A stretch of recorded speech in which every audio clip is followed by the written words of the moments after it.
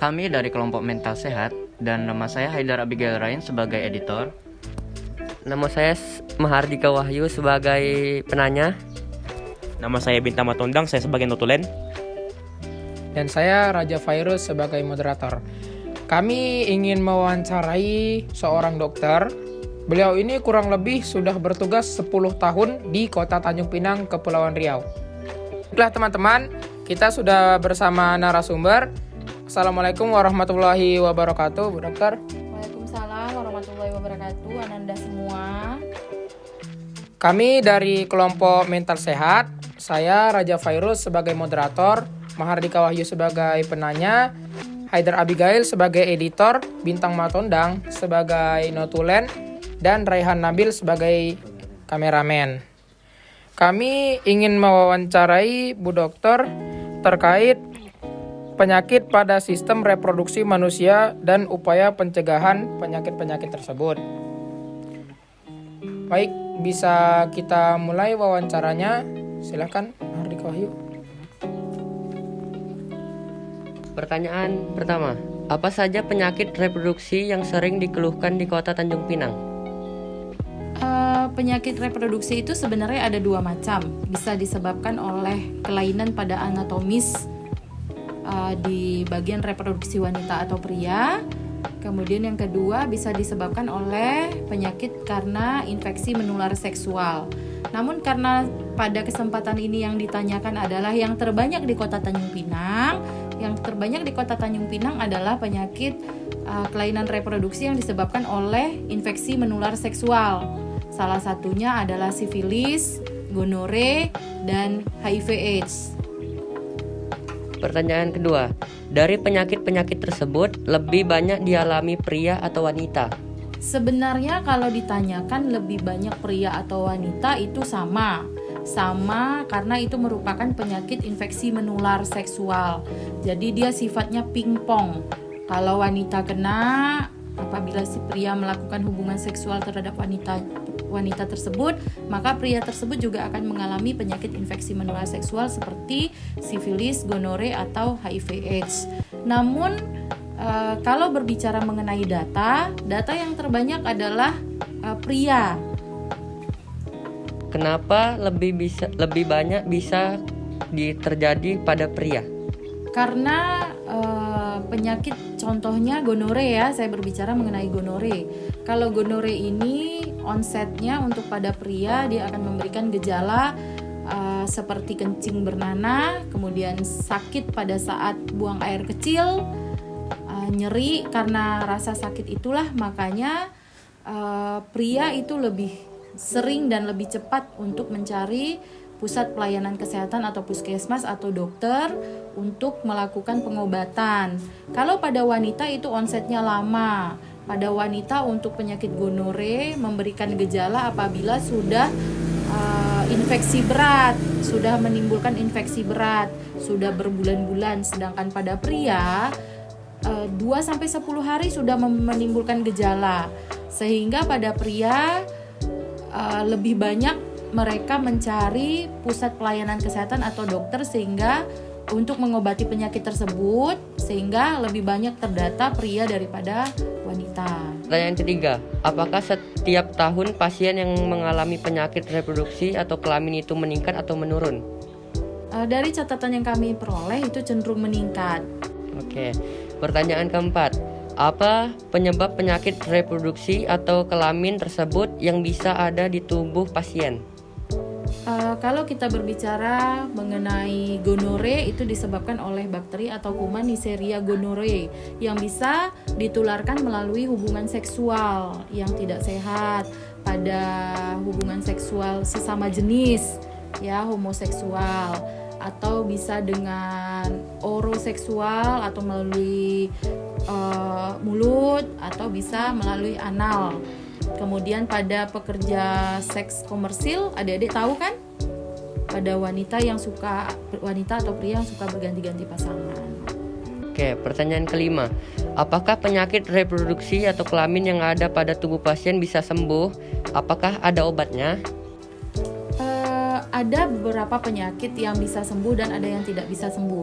Yang bisa sembuh contohnya gonore atau sifilis. Itu bisa sembuh tapi dengan perbaikan terhadap dengan menggunakan medikamentosa. Medikamentosa itu dengan obat-obatan, terapi yang benar, dengan kedisiplinan pasien untuk melakukan terapi, dan dengan perilaku yang sehat. Jadi pasien tidak mendekati apa yang menyebabkan penyakit terjangkit lagi dengan penyakit kelamin tersebut. Obatnya, Bu Dokter? Obatnya tadi saya sudah katakan bahwa dengan menggunakan medikamentosa yang tepat, dengan terapi antibiotik, dan sebelum diterapi kan kita juga melakukan pemeriksaan dengan laboratorium. Kemudian yang tidak bisa sembuh tadi ya, yang tidak bisa sembuh ada juga, yaitu HIV/AIDS. Jadi apabila kita sudah adik-adik sudah tahu HIV/AIDS ya sudah belajar ya. Jadi apabila kita sudah kena HIV/AIDS, itu ada obat ARV namanya. Seumur hidup kita harus mengkonsumsi obat tersebut untuk meningkatkan imunitas tubuh, karena HIV/AIDS itu kan yang diserang adalah imunitas tubuh ya. Jadi kalau kita sudah kena HIV/AIDS, imunitas tubuh kita sudah tidak ada lagi, sehingga kita tidak mampu melawan penyakit apapun yang masuk ke dalam tubuh kita. Nah, seumur hidup kita harus minum obat yang namanya ARV untuk meningkatkan kekebalan tubuh kita terhadap kuman HIV/AIDS tersebut. Oke, lanjut. Pertanyaan nomor 6. Apa saja upaya dari pihak kesehatan atau puskesmas agar masyarakat tidak terjangkit penyakit tersebut? Upaya kami selama ini yang kami lakukan adalah yang pertama dengan melakukan penyuluhan. Kami datangi ke kantor-kantor untuk remaja. Kami ada penyuluhan ke sekolah ya tentang kesehatan reproduksi dan infeksi penyakit menular seksual. Jadi mungkin ke sekolah adik-adik sudah ada ya tentang penyakit reproduksi ya. Nah, jadi di situ kami datang ke sekolah-sekolah, kemudian kami juga masuk ke pengajian-pengajian, juga ada buka poli infeksi menular seksual di puskesmas, sehingga di situ apabila ada pasien kita akan memberikan edukasi tentang bahaya dan cara penularan penyakit infeksi menular seksual yang dapat merusak anatomi dari alat reproduksi. Oke, pertanyaan selanjutnya, nomor 7. Apa upaya kami sebagai remaja agar terhindar dari penyakit reproduksi atau kelamin tersebut? Nah, ini pertanyaan yang ketujuh. Ini pertanyaan yang harus adik-adik ingat ya. Jadi upaya yang harus adik-adik lakukan yang pertama yaitu meningkatkan keimanan dan ketakwaan. Kenapa saya katakan seperti itu? Karena dari gadget saja, karena kan tidak bisa nih sekarang orang tua membatasi gadget untuk anaknya, karena itu merupakan bagian dari ilmu perkembangan teknologi. Kalau dibatasi, nanti adik-adik ketinggalan ilmu dan perkembangan ilmu ya.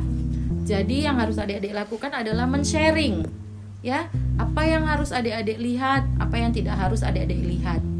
Perdalam dengan keimanan dan ketakwaan. Berhati-hati memilih teman.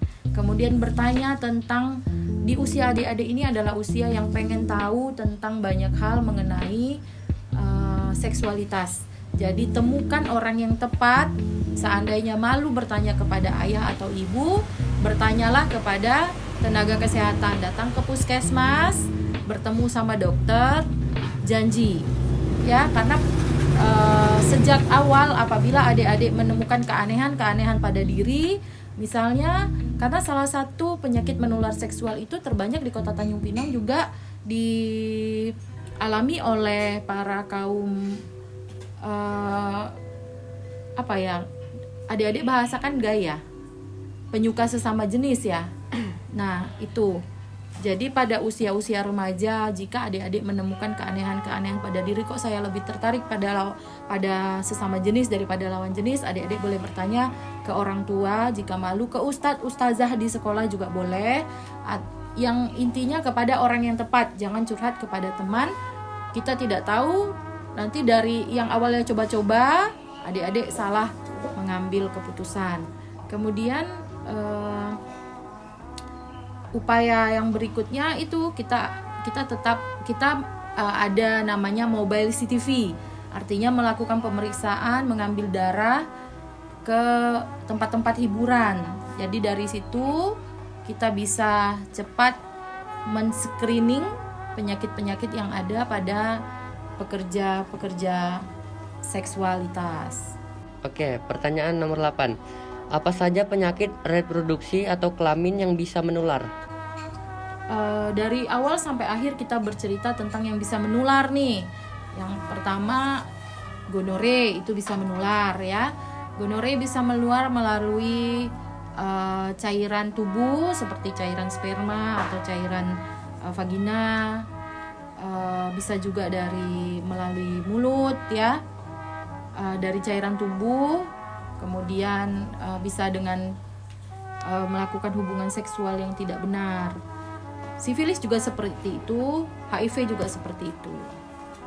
Oke, pertanyaan selanjutnya. Apa saja penyakit kelamin atau reproduksi yang bisa ditularkan dari ibu hamil ke bayinya?